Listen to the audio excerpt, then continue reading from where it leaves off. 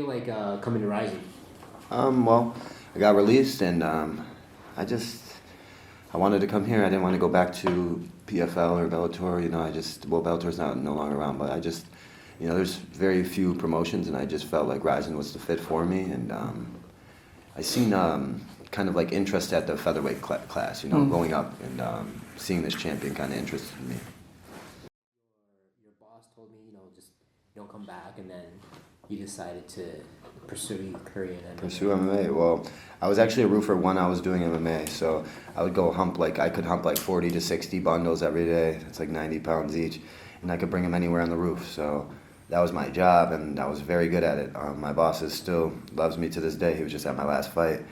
Now, I don't know if he'll make it to Tokyo, but he might just make it here, So he supports me, but when I was in the nitty-gritty of it and he seen me being successful, he told me to leave, and go chase it. And, like, anything I ever needed, he was there for me. So, that was my job. And sometimes, like, if I'm home, I'll call him up and I might work for him just to, feel that hard work and remember where I come, from.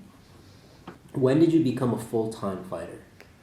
Full-time fighter was, maybe like when full-time was because I worked at a school. I was a wrestling coach. I worked in schools. I had jobs. So when I made it to Bellator was when I really became a full-time fighter. I think after the Madison Square Garden fight, touch it, I think for the first time, like 20 grand or something. I wanted to I was like, oh my God, it's life-changing, So I immediately went all in, and ever since then I've been freaking full-time.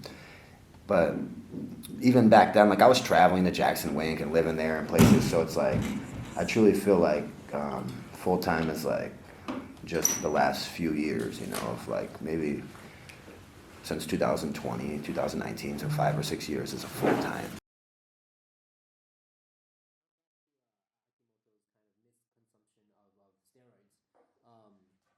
The Mohegan Sun test came out clean. Yeah. Right? So what happened there? What was the French Commission? What was their issue? Marijuana's legal in Las Vegas, and I've used marijuana for my whole life. So not my whole life, but my whole adult life, should I say? And it was the Mohegan Sun. I even asked the head of the Mohegan Sun, the people that run the commission. They know Mike Musatelli. He knows what I had asked him, and he gave me clearance. You're fine, don't worry about it. And then after the fight, I get tested, of course. I thought it was for doping and those things, but then a few weeks later, I'm getting, hit with, marijuana's in my system, but I'm smoking it 2 weeks out in Las Vegas. So it's I had to fight it. Of course, I had to hire a lawyer and all this shit, and that's why the win is intact on my record, because I was not doping. So when this kid says that steroid shit, now I don't got really too much respect for him, and I'm gonna smash his head in just because he did that. So how do you think, now that you're fighting at featherweight, how much do you think you'll weigh on fight day? Probably weigh 160, 165 pounds. Yeah. I I walk around at about 170 pounds. So that's what people aren't getting. I have to make bantamweight, and then because I'm cutting so much, my body won't even take fluids back. You know what I mean? I'm weighing in, I think I fought Magomedov, I weighed 141. I gained 5 pounds back, because your body, I'm putting it through so much trauma that it doesn't even want to take the shit back. So at 45, I think I competed in Dubai against Kairat Akhmedov, the guy that's the one champion, 30-2. I grappled him, and we grappled at 145. So I cut a little weight, made 145. I was 160, and I smashed him.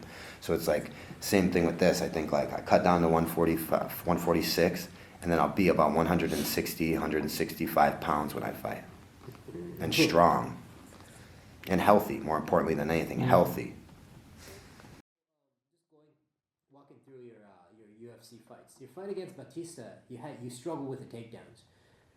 It seemed like you struggled with your takedowns, and the next fight in Jakob, your fight against Jakob, you were able to get your takedowns, but him being a Drysdale black belt, he was able to defend your aggression really well. Kind of well, I got 5 takedowns on him, 9 minutes of control, and everyone in the whole world thinks, I was a minus 10,000 when the fight ended. It's a robbery, plain and simple. It's because I probably make more money than the kid, to be honest with you, 100%. But I didn't, he has a Drysdale black belt, but I'm a black belt in my own right, and I'm a black belt that got 5 takedowns, 9 minutes of control on him, and I think I won the fight. And another judge does as well as everybody in the world. So I don't really hang my head on that one, but I definitely struggled against Mario Bautista. I took the fight on short notice. I cut a lot of weight, and there was no point in, I was not in.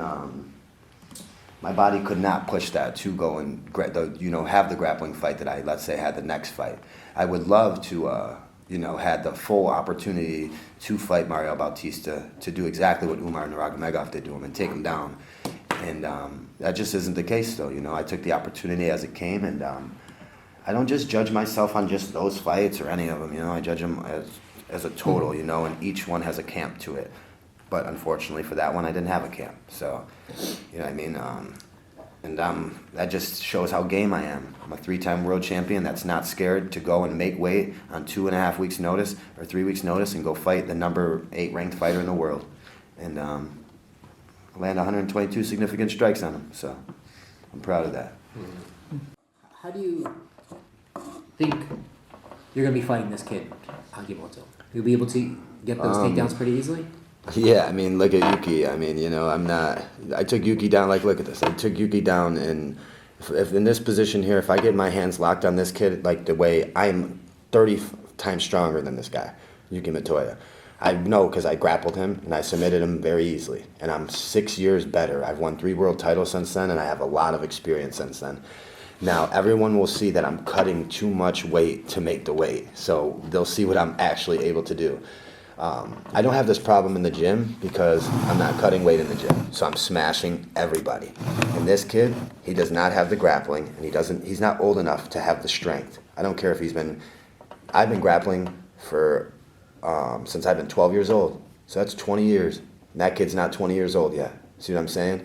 So, I'm a whole different ballgame. And, if Yuki can do this to him, and this was only 1 year ago, this was only 13 months ago, and I'm accurately analyzing this. I think I could change his life. I think I could change. I think I could change the way that this guy does MMA. Because after he goes against me, I think he'll be looking to try to train with guys that are like me. You know what I'm saying? And I've trained with a lot of Japanese. I've trained with Tatasaru. He's in the UFC at 125. I trained. Obviously, I fought Horiguchi. I fought Yuki. I've trained with Kei Asakara. I've trained with Hiro, his buddy. I've trained with these guys, so I know they're very good. He's good at stand-up. He's good. But listen, I can't just beat this kid in stand-up either. He said on the press conference that he's the best guy I've ever faced in stand-up. I'm thinking, hell no. Mario Bautista just knocked Umar Nurmagomedov down with a head kick. He didn't put me down. See what I'm saying? So it's I'm the one that fought the guys that are renowned in the world. He's got, highlights, but look at the guys he's fighting and look at their records. You know what I mean? The one guy he fought that is, has a decent, amount of wins and record is this guy, and he got dominated by him. Now, don't get me wrong, Yuki, he was able to outstrike him, but, outstriking him is not, the whole thing about a fight, obviously, because he's able to get taken down and smashed on, so it's are you allowed to elbow in RIZIN? Yeah. Oh, you are, huh? No angles, no restrictions. Oh, I didn't know that. You can do 12 to 6. Yeah, we can do elbows now. Okay. Back then, I think we did. You couldn't do them. We had different rules. Yeah. What about if you get cut? They stop the fights real quick. I heard that's a thing right here. It depends on where it is and how. I'm gonna cut that guy. する必要がないので、 You see this? 自分が普段 You see this? I didn't even see this. Go back to this. I need to go 10 seconds back. ちょっと待ってね。10秒待って I need to see this. I'm watching from over here. I say, what the? Go back 10 seconds. Watch this. Right there, that's good. Right there, yes. Look at this. Pachi makes. You put this guy here. Look what I do to Magomedov. Anybody パッチーがここにこのポジション anybody を that's 与え been た in ら the guillotine from me has gotten submitted or went to sleep. If this kid gets in guillotine from me, it's fucking over. Same guy, I guillotine Yuki. Easy. 与えちゃうぐらい、勇気にこのポジションを与えちゃうぐらいだったら自分にはもう 100% 決められちゃう。What was Tatiana's opinion on your decision of coming to RIZIN? She'll support me on anything, she just wants to see me succeed and fight, that's it. So just that, she didn't really, not much, she just, excited to see my new beginning and see me kind of take over. She knows me, and she knows that how invested I am in MMA. So she's excited that I get a new start, a fresh start, and it's going to be a good one. But now he's moving up to bantamweight. How do you think he'll succeed in the bantamweight division, from your point of view? I think he has to work on grappling, but I don't know, man. Now that people know there's holes there, they're going to try to expose that, so he has to fix that. But I think he can choke anybody. I think I'd choke this guy right here if I got that right there, though. The more I watch this guy, I'm going to strangle him. Yeah, really just that's it, man. I don't know. I just don't think he now that he has holes, I think people are going to try to exploit that. But if they give him stand-up guys, I think that Kai Sakara is knocking him out, dude. Kai Sakara is good. He's the only one that knocked out Horiguchi like that, man. Not a lot of people can do that shit he did, man. Seriously. The UFC flyweight is kind of getting very interesting with Manel, Tyra, and Joshua Van. You've trained with all and of them. Kyoji. And Kyoji. そこに堀口も入れてくださいね。Kyoji's the best. Kyoji beat Manel. He finished Manel, and now he's fighting Amir Albazi. If he wins, he might take the title shot. But I think Tatasari is the last of them all. I train with him. I think he's the weakest of them all, no offense. He got beat up by Brandon Ravel pretty good. But I think that the champion will be Manel Cape. I'm telling you, Manel's peaking right now. He's different. I train with him every week. I helped him specifically for his last fight because he fought Brandon Ravel, who's a southpaw who guillotines well. But who's better than Brandon Ravel? Bigger, stronger is me. I trained with Brandon too and submitted him in 20, 30 seconds. So I knew that Manel needed me, and I helped him for that fight, and we sparred every week, and Manel's a motherfucker to deal with right now, bro. He's knocking everyone out. I'm not surprised he knocked the last dude out. I knew he was going to do that, because I was the one sparring him. You know what I mean? I felt those. I knew that Brandon Ravel can't take those punches, because I'm the one taking him in sparring. And his kicks and shit, so Manel will be the new champion. Manel will peak. I'm telling you, Manel will own that title for a while, unless he doesn't want to. The champion Rajabali Shaydulev's ground game. It's good.